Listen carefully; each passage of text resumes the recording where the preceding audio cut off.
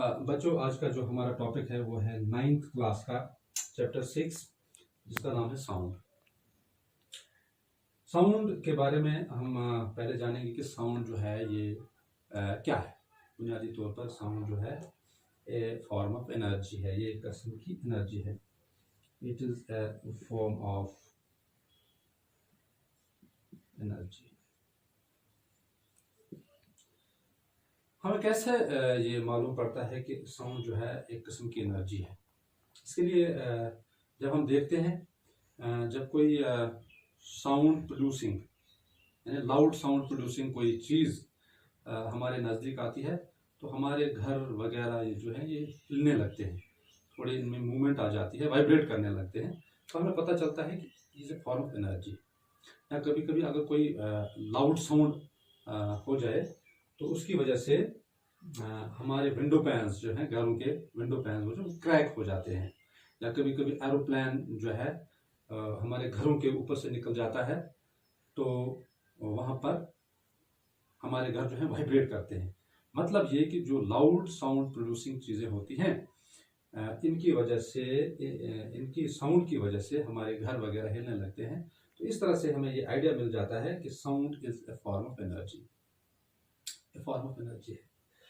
अब ये साउंड जो है ये फॉर्म ऑफ एनर्जी है, लेकिन ये पैदा कैसे होती है, इसके जो पैदा है कैसे होती है और फिर प्रोपागेट कैसे होती है, ये हम जानने की कोशिश करेंगे।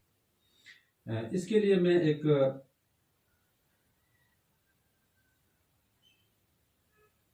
ट्यूनिंग फोर्क लेता हूं। ये ट्यूनिंग फोर्क जो है ये आमतौर से जो डॉक्टर्स यूज करते हैं, ईएनटी डॉक्टर्स जो कान के स्पेशलिस्ट होते हैं, वो इस ट्यूनिंग फोर्क का इस्तेमाल करते हैं।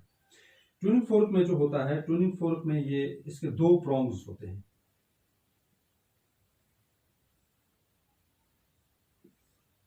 ट्यूनिंग फोर्क के दो प्रॉन्ग्स होते हैं, इनको हम प्रॉन्ग्स बोलते हैं। इन प्रॉन्ग्स को जो हम मोशन में लाते हैं, इनको प्रेस करते हैं, इस तरह किसी चीज के अगेंस्ट या हाथ के अगेंस्ट प्रेस करते हैं तो ये वाइब्रेट, ये प्रॉन्ग जो है ये वाइब्रेट करने लगता है। ये दो किस्म की वाइब्रेशन करता है, एक तो बैक फॉरवर्ड मूवमेंट और बैकवर्ड मूवमेंट करता है।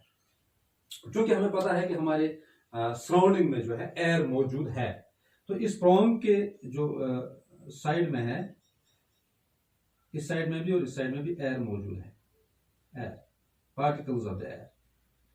तो जैसे ये फॉरवर्ड मूवमेंट करता है तो ये एयर को प्रेस करता है, सराउंडिंग एयर को प्रेस करता है, जिसकी वजह से ये मीडियम पार्टिकल्स जो हैं ये नजदीक नजदीक आते हैं, एक दूसरे के नजदीक नजदीक आते हैं, एक दूसरे के नजदीक नजदीक आते हैं,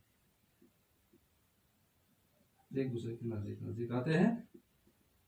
और जैसे अब ये वापस जाता है अपनी पोजीशन या नॉर्मल पोजीशन से बैकवर्ड भी जाने की कोशिश करता है, तो ये बैकवर्ड मूवमेंट है। तो इसकी वजह से ये प्रेशर जो है ये रिलीव हो जाता है इधर।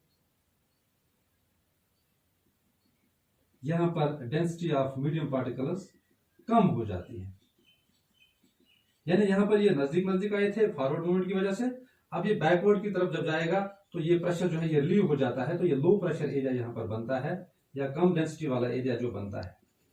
तो इस हाई डेंसिटी एरिया को हम बोलते हैं कंप्रेशन, और जहां पर ये मीडियम पार्टिकल्स दूर दूर हैं तो इसको हम बोलते हैं रेरफैक्शन। तो ये फोर्क जो है, ये प्रॉन्ग जो है, जब बैकवर्ड फॉरवर्ड बैकवर्ड मूवमेंट करता रहता है तो ये कंप्रेशंस और रेरफैक्शंस रिपीटेडली बनते रहते हैं, और इसकी वजह से ये जो ये साउंड है ये प्रोपागेट करती है आगे, ये आगे प्रोपागेट करती है। एक्चुअली क्या होता है कि ये जो मीडियम पार्टिकल्स हैं ये वाइब्रेट करते हैं, अपनी एनर्जी दूसरे को देते हैं, दूसरे पार्टिकल, सराउंडिंग पार्टिकल को, वो अपने जो एडिसेंट पार्टिकल को देता है, इस तरह वो अपने एडिसेंट पार्टिकल को देता है, जब तक कि ये हमारे कानों तक नहीं पहुंचती है। तो ये जो है ये इसका प्रोपागेशन का मेथड है, ये कैसे प्रोपागेट होती है। प्रोपागेट होने के बाद जब ये हमारे कान तक पहुंचती है तो हमारा जो एक्सटर्नल ईयर है या पिना हम इसको बोलते हैं, ये इसको कैच करके अंदर डाल देता है, और वहां पर जो है, क्योंकि ये फॉर्म ऑफ एनर्जी है, ये अंदर एयर ड्रम को भी वाइब्रेट करता है, और फिर ये सेंसेशन बन के हमारे ब्रेन तक जाती है, फिर ये सुनी जाती है। खैर वो अलग टॉपिक है, लेकिन इस वक्त हम इसकी प्रोपेगेशन पर ध्यान देते हैं। तो जैसे ही प्रोपेगेट होती है मीडियम कोई भी हो सकता है, मीडियम इसका सॉलिड भी हो सकता है, लिक्विड भी हो सकता है और गैस भी हो सकता है, यानी एयर भी हो सकता है। ये इसके मीडियम्स हैं। तो क्या ये सिर्फ मीडियम्स के बगैर इसकी प्रोपगेशन मुमकिन है या नहीं है? इसकी प्रोपगेशन देखने के लिए साउंड की propagation, if it is possible कि साउंड प्रोपगेट मीडियम के बगैर भी करें, इसके लिए हम एक्सपेरिमेंट एक करते हैं। क्या कर सकते हैं हम? इसके लिए हम एक बेल जार लेते हैं to prove whether the sound can travel without a medium. इसके लिए हम एक बेल जार लेते हैं और बेल जार में हम घंटी लगाते हैं। जो बेल होती है हमारे घरों में लगी होती है बेल, तो इसके जो है यहां से इलेक्ट्रिसिटी कनेक्शन है, इलेक्ट्रिक कनेक्शन है इसका, इलेक्ट्रिक कनेक्शन। यहां पर इसका स्विच है। तो पहले क्या करेंगे हम? पहले हम इस स्विच को प्रेस करेंगे, फिर हम देखेंगे क्या हमें आवाज बेल जार के बाहर सुनाई देती है। तो बिल्कुल सुनाई देती है। फिलहाल तो एयर टाइट हमने रखा है, एयर टाइट कंटेनर है ये, एयर टाइट बेल जार है ये, तो हमें आवाज सुनाई देती है। इसका मतलब ये है कि इसमें हवा है, इस बेल जार में हवा है, जिसकी वजह से ये जो रिंग की है आवाज, ये हमारे कान तक पहुंचती है। इसके बाद हम क्या करेंगे? इस बेल जार को हम कनेक्ट करेंगे to a vacuum pump, vacuum pump.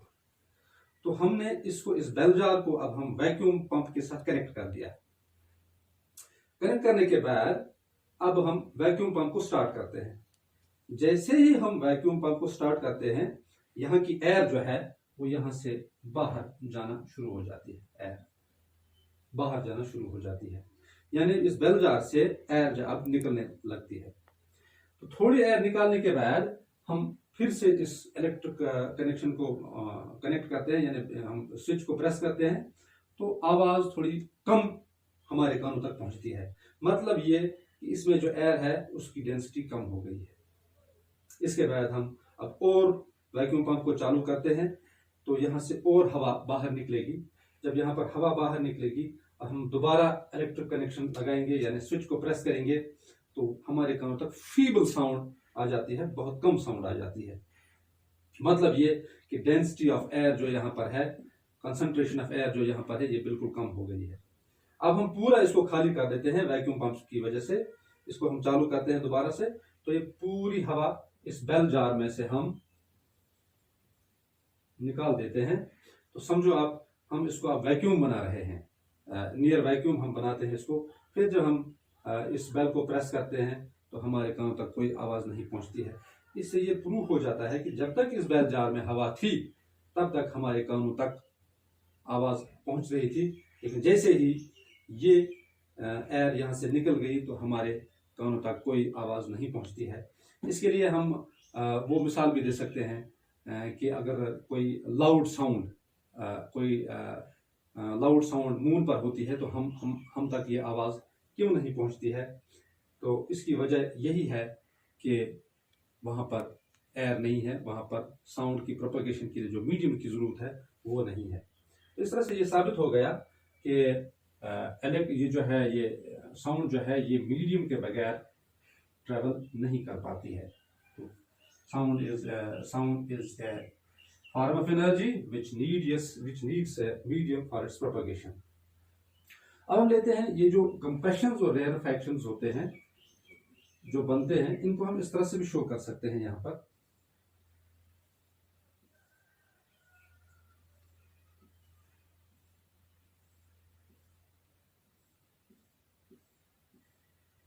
यहाँ पर पार्टिकल्स नजदीक नजदीक हैं तो कंप्रेशन है, यहाँ पर दूर दूर हैं तो रेयरफैक्शन है। ये फिर से कंप्रेशन है और ये रेयरफैक्शन है।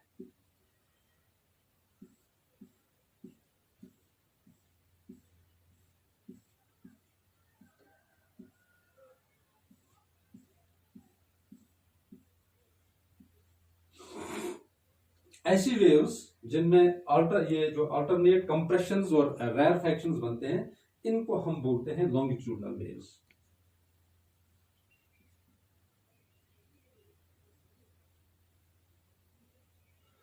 तो साउंड वेव जो है ये लॉन्गिट्यूडनल वेव है, लॉन्गिट्यूडनल वेव, क्योंकि इसमें अल्टरनेट कंप्रेशंस और रैरफैक्शंस बनते हैं, लॉन्गिट्यूडनल वेव है। एक और किस्म की वेव है जिसको हम बोलते हैं ट्रांसवर्स वेव।